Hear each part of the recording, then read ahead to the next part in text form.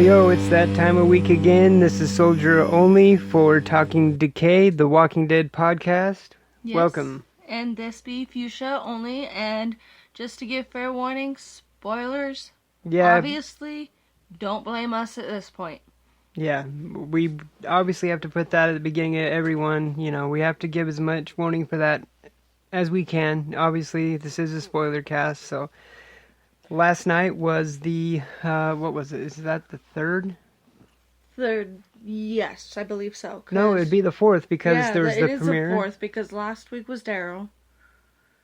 The week before that was Carol. And first was the season premiere where we lost. Yeah, so it was 4. Yeah, so we're already 4 episodes into this season. Oh my goodness, I'm losing my mind. Yeah, this one was a really, it was another really dark psychological one. Yes, and I cannot believe Negan, and it's little pig, let me in. Yeah. Negan showed up to Alexandria. It was our first time seeing our group of survivors since the premiere, since of what happened to Glenn and Abraham. So it was our first time kind of seeing, and the episode started with them like how, you know, you could tell they're all still reeling from it. They're all off their game. You know, this is... And that's what Negan wants to do, is he wants to keep them off their toes, because it's like he said, I'll be there in a week. Mm-hmm. I bet you anything Negan knew damn well he was going to be there sooner. Oh, yeah. Because you got to think about it to where Negan wouldn't want them to plan revenge too long. Yeah. He needs to keep them on their toes, and keep them off their feet, and just not expect anything.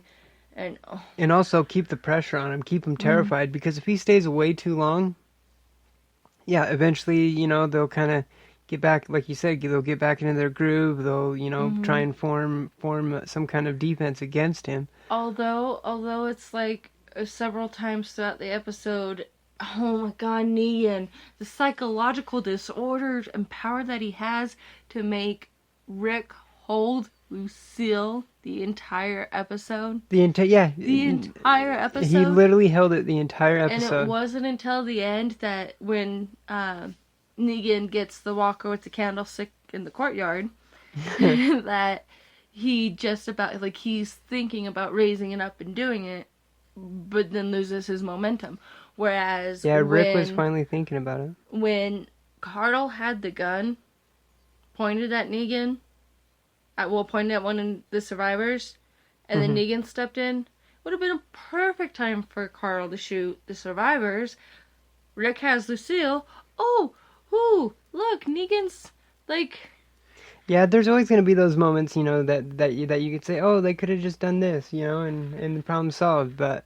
Negan's the type to deliberately turn his back just to prove that you won't do anything. Because he's so confident. Yeah. He knows. He is so, like I told you last night or earlier. He's obviously probably never had anyone really go against him. So that's why he is this confident and this cocky, of where he'll hand you an axe or a hatchet or a gun or Lucille herself, and turn his back on you. Like, I know you ain't gonna do shit. Mm-hmm. And that's.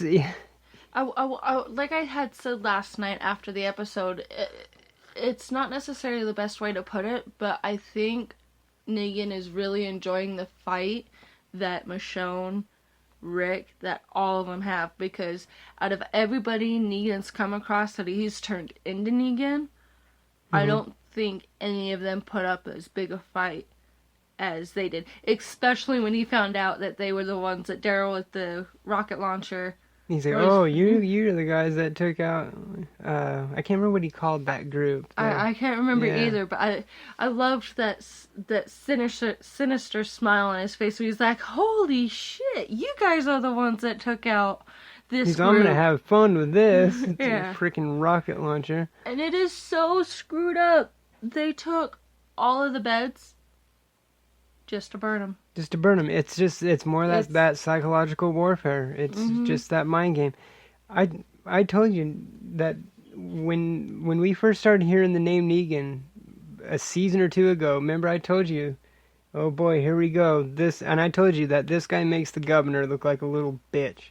Oh God, yeah. Negan is a totally different kind of asshole. Oh my God, he's so raw but and but too but you good. love him though. One of the plans I had for this episode was doing our first top 5. And what I wanted to do, I didn't really make my list or anything yet, but I was gonna do our top 5 just characters that have ever been in the series ever. So from beginning up until this point, and I haven't really put too much thought into it yet, but maybe it's just because it's what's going on now, just because it's that new. But I think Negan is one of my favorite characters ever in the series. Yes, one of my second favorite characters is Carol and Michonne.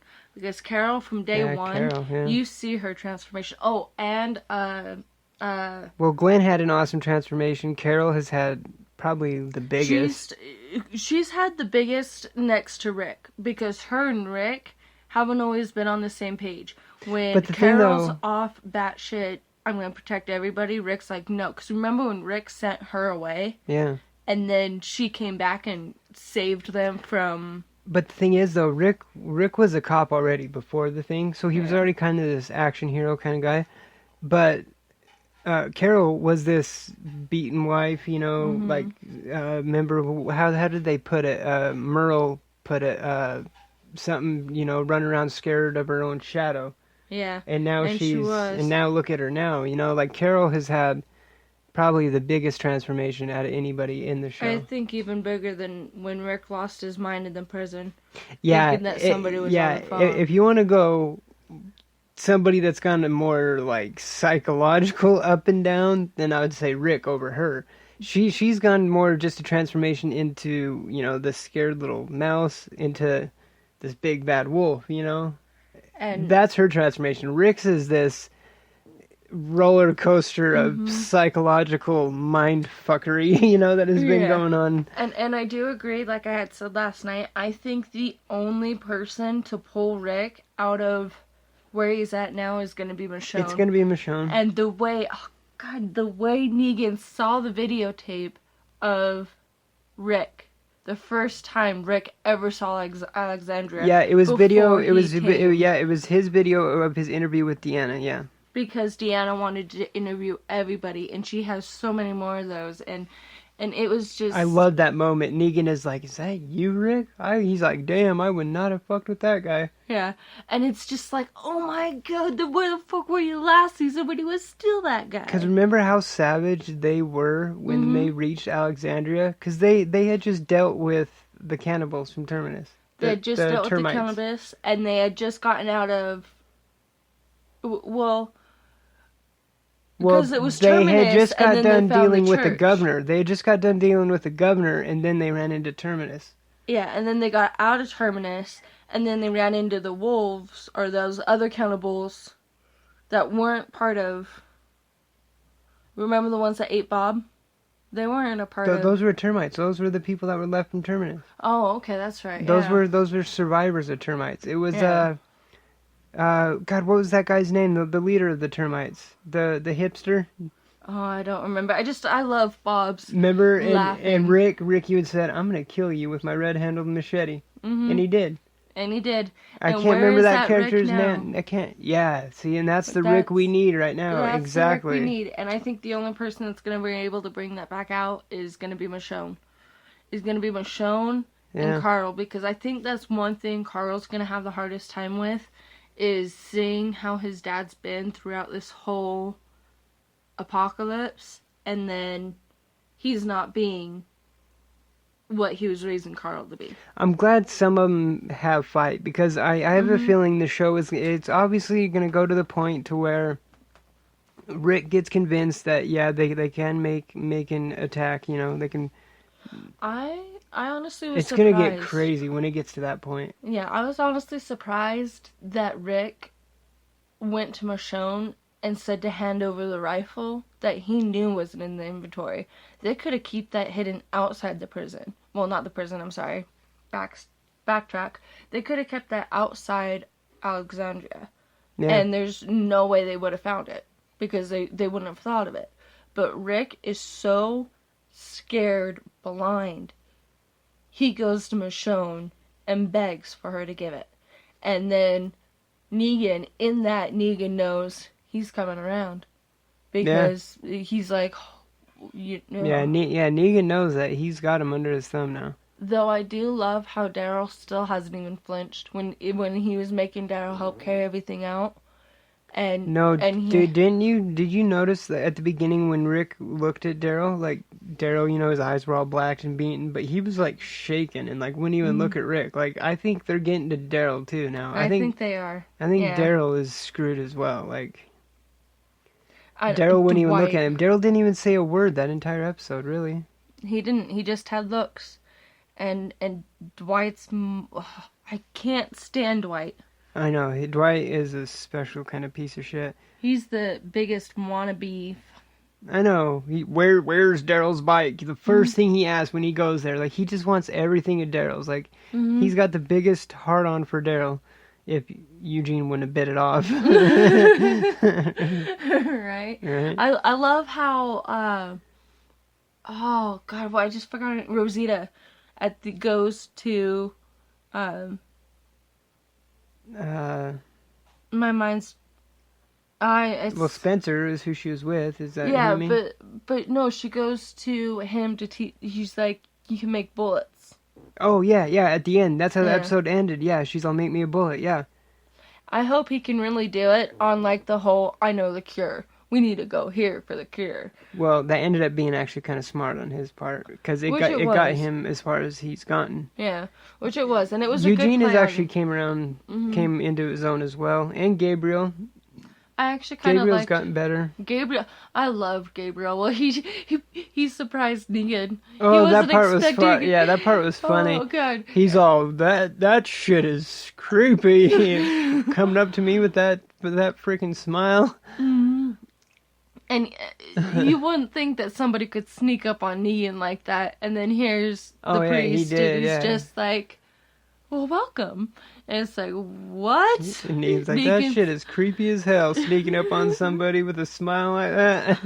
Negan's just legitimately creeped out for a second, like, what the fuck is going on here? Yeah, Jeffrey, you got to give your hat off to Jeffrey D. Morgan. I knew he was going to be phenomenal as Negan. Yeah, and we all know what he did before the apocalypse, like... Daryl on the Boondock Saints, he was a demon hunter, so he's not one you necessarily want to fuck with. Yeah, especially now. Yeah, he was a demon hunter. I know. Sam and Dean, come get your dad. Yeah, he's raising hell in Alexandria. Yes, he is. Yeah, it's going to be, I mean, we're already a quarter through the season. So we're 4 episodes in. We have 4 more episodes until the mid-season finale. I just realized we didn't even finish our top 5 because we got to Carol. Well, no. Like I said, I haven't really put a lot of thought into it. Next time we got to think it over because over the seasons. Yeah, we need to plan a little more ahead. Because this is only our 2nd episode on the Walking Dead podcast. Talking Decay. Yeah, Talking Decay. Yeah, it's I just. And I don't know I know it wasn't just me, because I'd even turned to you at the end of the episode when we realized it went a half hour longer. Was your heart in your stomach the whole time you were watching that too? Yeah, we both talked about that. Yeah, we didn't even realize it was a 90-minute episode, and the whole time we were watching it, I was holding my breath, like my heart was in my throat or something, like... It's just that, like, scared dropped feeling. It was really suspenseful. I mean, there wasn't really a lot of action or anything like that. It was just a really psychological episode. And it's only going to get better from here. Yes, we do have a lot more to say, but we are running out of time. So catch us next Monday on Talking Decay. Yep. Yeah, this posts every Monday. Remember, and then every Sunday is our normal Solgr and Fusha Only Show podcast. Mm-hmm. And thanks for tuning in, and we will see you next week. Deuces.